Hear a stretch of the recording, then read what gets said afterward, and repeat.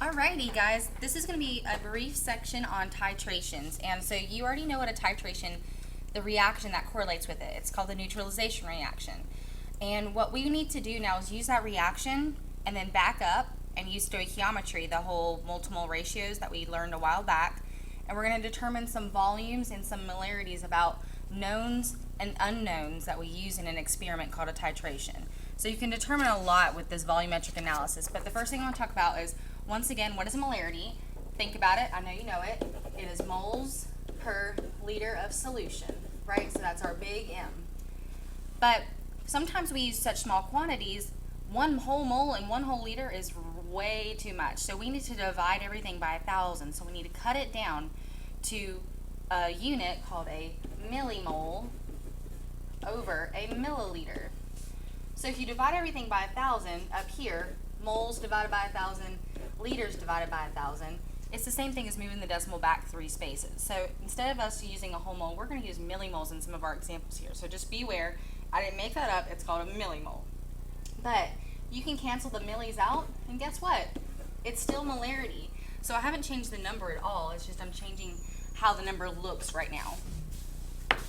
Alright, so this is on your lecture note sheets. If you can take it on there, great. If you can't, no worries, take it on your own paper. Titration is, the version or the method of titration is called volumetric analysis.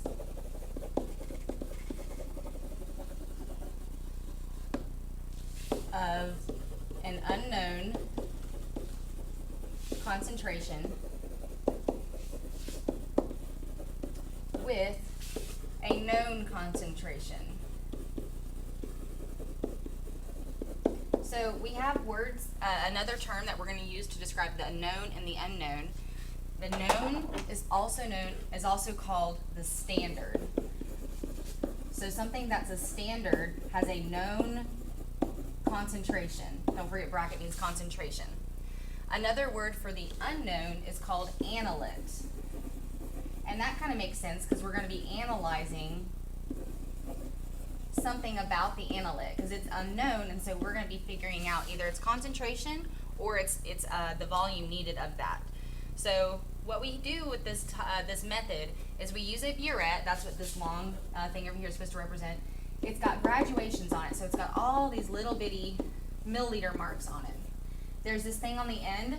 It's got like a little handle on it. It's called a stopcock, and it's going to be able to put down dropwise a small amount of volume into a beaker or a flask. Okay, so usually actually we use a flask. And in the flask we'll have our unknown. In our burette we'll have our known or our standard. So it's called volumetric analysis because you are using this burette to deliver small amounts of volume at a time to our unknown to determine something about it. Whenever we use the burette, we're going to be tracking inside of this our flask or our beaker. We're going to be tracking the pH of this solution. Once we get to the point called the equivalence point, then we can stop our titration, or we can continue and complete the entire volumetric analysis. So as we do this, you can actually graph it. So here's the volume of known, and I'll say a lot of times we use a base here. You get volume of known substance added. And over here, on the y-axis, we have pH. So we're tracking pH. So in this scenario, I'm going to take a strong acid at first. So my strong acid will be inside of my beaker or my flask down here. And I'm going to add a titrant or my standard, which is going to be my known. Okay? So I'm starting off at acidic pH. So strong acids have about a 1 pH if we're thinking about the concentrations being really strong as well, are very concentrated. So as we go, we're going to add bits and bits and bits and pieces of this base. As we go and we add base, the pH should start to creep up. So it creeps up kind of slow because we're adding a little tiny bit of base at a time. But all of a sudden, when they get to the point where the acid and base in the container are almost equal, the pH jumps really rapidly up. And then, as you continue to add base, it's no longer going to just keep going up. It's going to kind of creep slowly up, because now the base is in control of the pH, but it's going to level off eventually at our normal top pH of about 14. At this point that we call, actually you can barely see it here, let me draw this a little bit easier. There we go. This point in the middle of the vertical region, so from here to here is our vertical region, and our middle point is going to be about there. At that point, the pH is equal to 7. And the reason why it's equal to 7 is because I have a strong acid and a strong base reacting with one another. At this point, which we call the equivalence point, there are equal moles of strong acid and strong base. So equal moles of those or millimoles of those would indicate that they're equal. The concentration of H plus is equal to the concentration of OH minus, and therefore their pH is equal to 7. If I had the ability to detect this equivalence point, then I would stop at the titration at this point and I would not continue anymore. So there's a way to detect that equivalence point, because I can't see moles and moles. Those are way too tiny for me to see. I can see a color change. Well, we talked about indicators yesterday. So if you choose the best indicator for this reaction, we would choose an indicator that changes exactly at pH of 7. So you'd look back on the indicator chart that I showed you yesterday, find the best one for our problem. For us, when that color change occurs, we don't call it the equivalence point like we did over here. We call it the end point. The end point is when you say, hey, I should stop this titration. This is the end. The color has changed. That's why it's called the end point. So the end point refers to the color changing indicator. The equivalence point refers to the fact that the quantities of moles that are in moles are equal. All right, so we know a whole lot about titrations now. Let's do some problems. I've set up a couple types of problems for you, and this is basically your kind of go-to when you get stuck on a problem and you don't know how to proceed. A lot of times I'll be giving you the volume of the standard or the known, and I'll give you the molarity of the standard or the known. So remember, big M times V gives you moles. So molarity times volume gives you moles. You can also do this in terms of millimoles, so you might see me do that.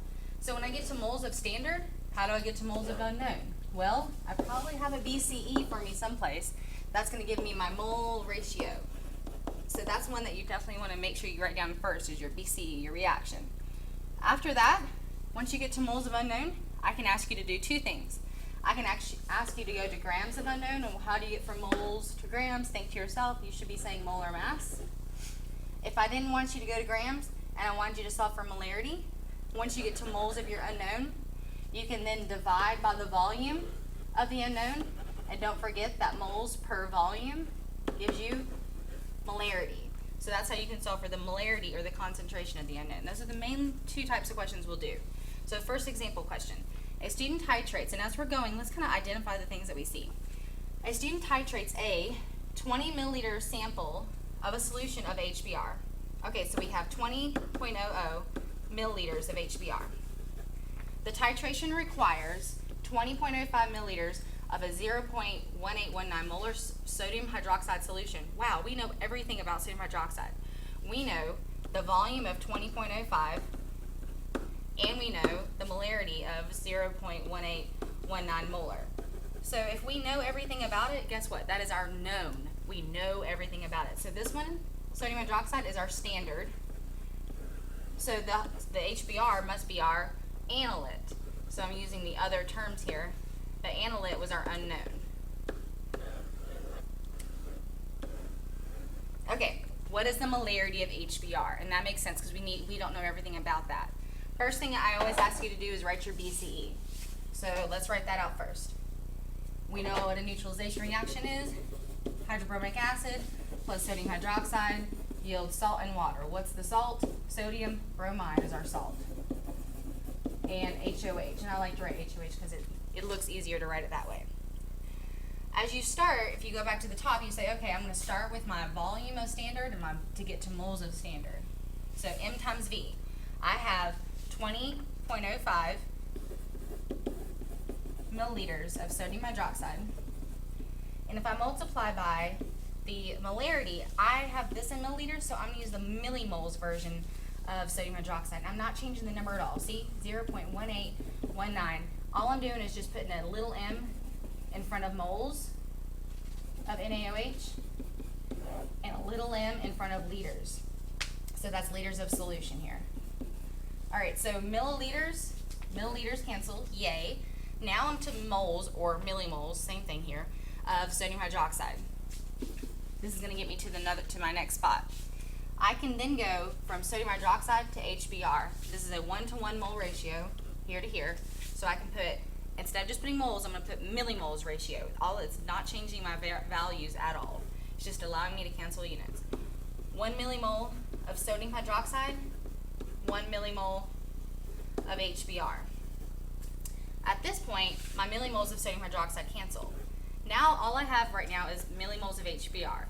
My goal is to find the molarity of HBr. So how did I get to molarity? If you scroll back to the top, you should see that I need to take my moles and divide it by my liters. Or I can take my millimoles, divide it by milliliters. And that's going to, your millis and millis will cancel. That's moles over liters, and that is molarity. So don't forget, it's just a simplification of the unit. So at this point, I'm going to say, okay, this gives me, I'll go ahead and equal here. This gives me 3.647 millimoles of HBr. I'm going to divide that by the volume given to me, which was 20.00 milliliters. That gives me a total molarity of so my millis and millis cancel, so that makes you feel better, that's moles per liter. That gives me 0.182 molar HBr. So that is my concentration of HBr, 0.182 molar. All right. First one done. It's just stoichiometry, so this should be very familiar. Let's do one more.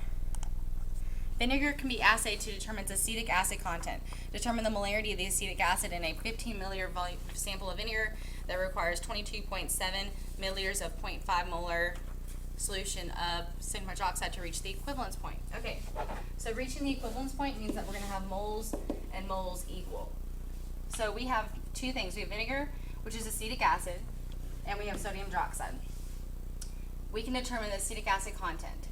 Determine the acetic acid molarity. So our question is our molarity of acetic acid, C2H3O2.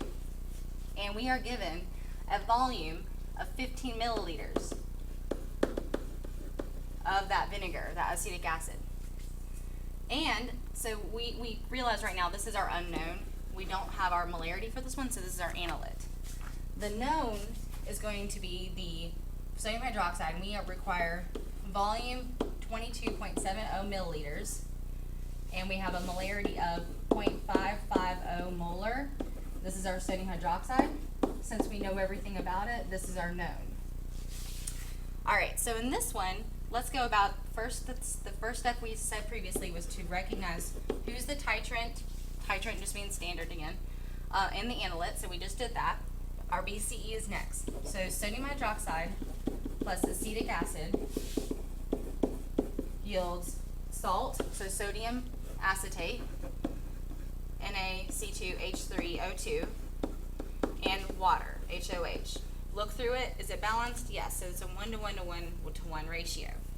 Again, you're going to start off with your volume and your molarity of your standard. So M times V gives me my moles. That is your key point here. So if you start off with your, let's go with millis again, 22.70 milliliters times the 550 molar, which is just millimoles of sodium hydroxide per milliliters of sodium hydroxide solution. So far so good. Milliliters and milliliters cancel. Now I'm to moles or millimoles of sodium hydroxide. I need to get to acetic acid. So 1-to-1 ratio is my next go-to point here. 1 millimole of HC2H3O2 divided by my 1 millimole sodium hydroxide. That right there, I can stop there and get my acetic acid moles or millimoles. But I already know that in order for me to get to molarity, I have to divide by milliliters. So instead of me stopping, I'm going to do this in a one big shebang. So far my millimoles and my millimoles of sodium hydroxide can cancel. I'm going to erase the equals mark and I'm just going to divide. Well, how do you divide? You multiply by the inverse. 1 over the milliliters given, 15.0 milliliters. So 15 milliliters down here. That's all I did is just I inverted it so I can show my work in one big swoop. So when I do my math and I plug in my calculator correctly, oh